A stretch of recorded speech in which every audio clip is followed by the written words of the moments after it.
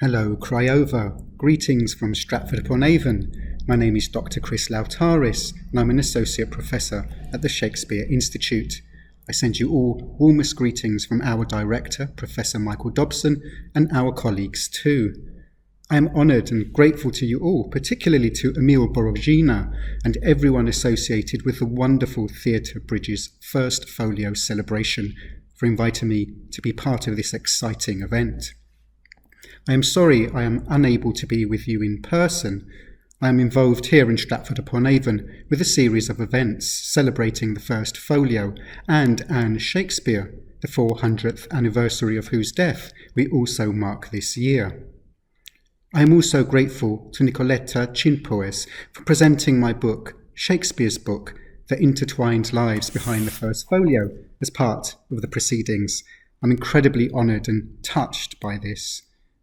So, though I cannot be there with you physically, I am with you in spirit and in textual form through this book, which I very much hope you enjoy. The First Folio is one of the most significant literary conservation projects in history. It preserved 18 Shakespeare plays, which would otherwise have been consigned to oblivion. Without it, Shakespeare is unlikely to have acquired the towering international reputation and stature he now has. In my book, I tell the human story behind its creation, how it was put together, by whom, and under what circumstances. Its makers faced many challenges during an incredibly seismic political period. I detail these obstacles in my book, and in doing so I was reminded again of how any great work requires struggle, persistence, and patience, often in times of adversity. The First Folio can remind us of this. I am also aware of how Shakespeare, if done right, brings people together across seas, borders, and barriers of all kinds.